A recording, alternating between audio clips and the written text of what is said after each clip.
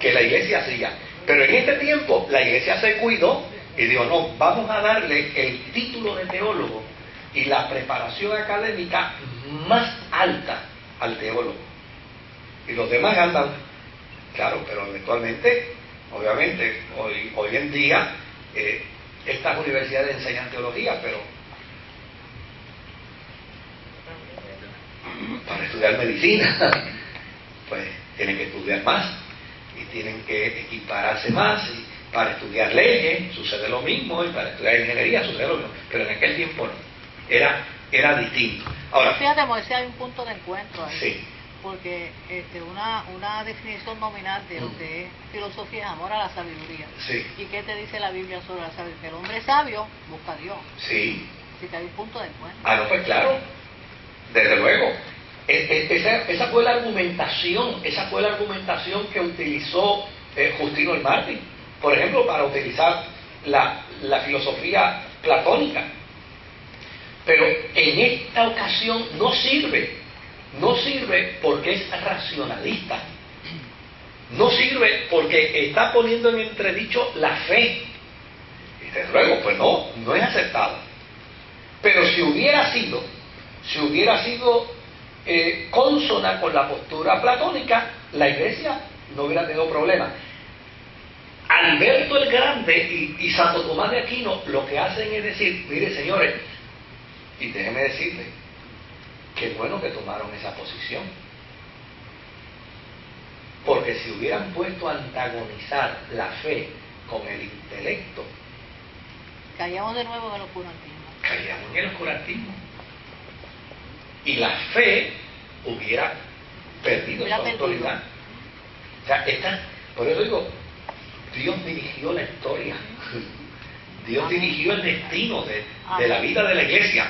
Por ejemplo, este Alberto decía, el filósofo no puede demostrar que el mundo fue creado en el tiempo,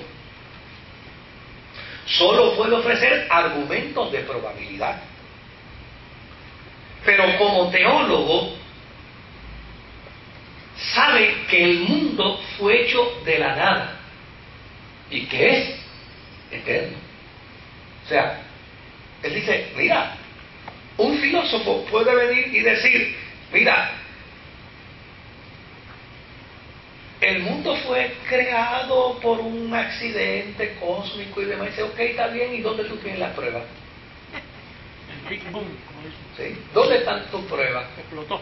No es lo que nosotros pensamos, analizamos, las conclusiones a las que hemos llegado. Ok, pues no hay ningún problema, fantástico. Pero no puedes llegar a nada más. Te quedas dentro de la ley de la probabilidad.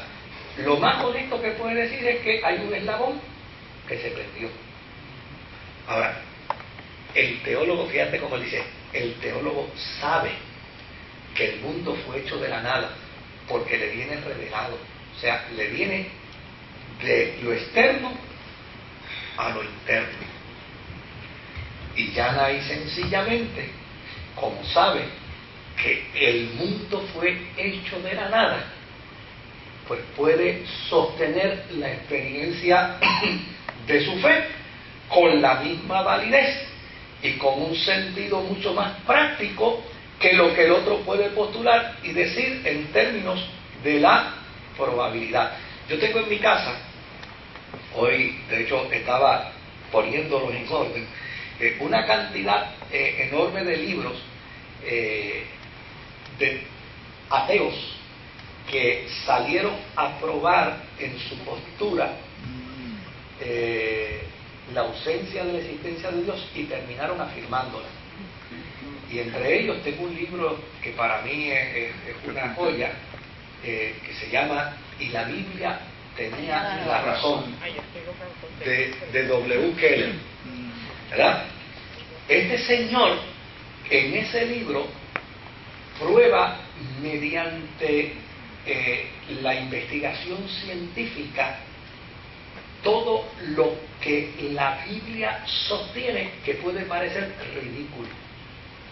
Inclusive la tesis de los científicos que una vez astrónomos dijeron que en la suma y en la resta de la existencia del cosmos hay un día perdido. Eso es obviamente una hipótesis, ¿verdad?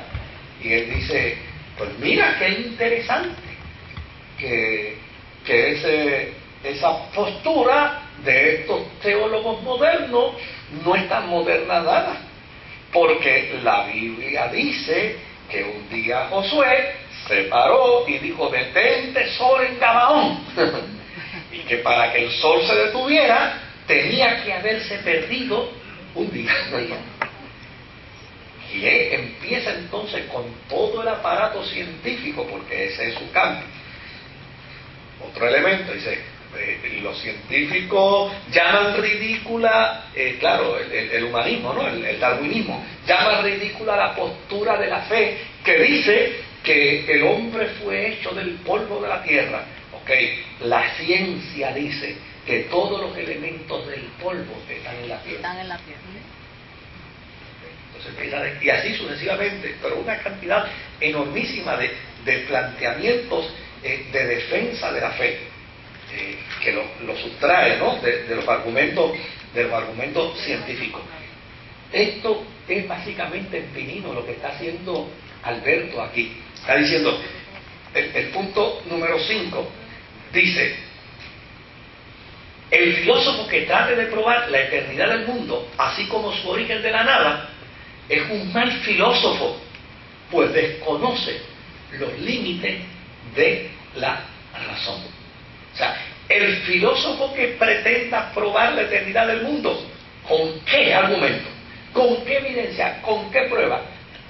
Hace descrédito de sí mismo, porque un historiador que no pueda probar su libro hace descrédito de él.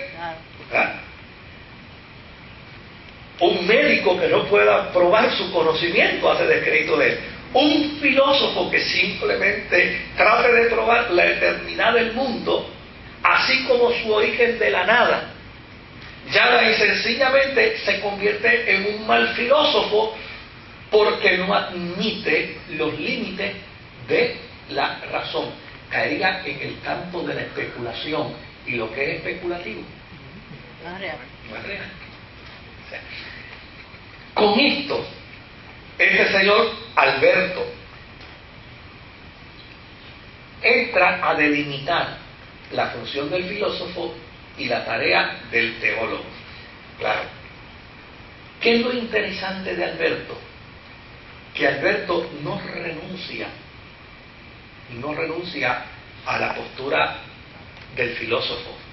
Estudió zoología, se hizo botánico, se hizo astrónomo, y desde luego él públicamente decía que era un admirador de la filosofía aristotélica.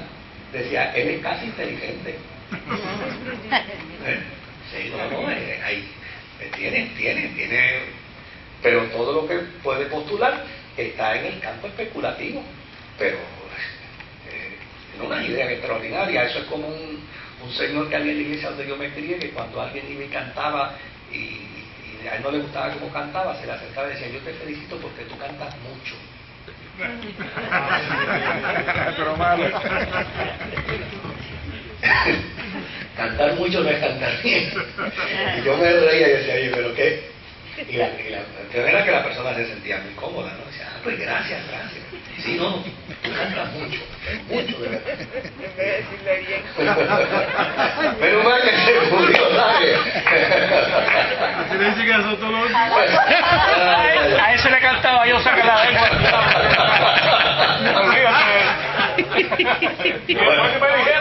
Ahora, fíjese cómo la influencia, cómo la corriente teológica puede influenciar en la vida de una persona o no. Alberto era dominico. Pero no. Buenaventura era franciscano. Y los franciscanos, obviamente, entraban en el campo intelectual, pero se mantenían fieles a la tradición. La tradición. Los dominicos, no. Los dominicos decían, Evangelizador. la tarea nuestra es evangelizar, y nosotros evangelizamos hasta el diablo si no lo encontramos en el camino. Por lo tanto, para los dominicos,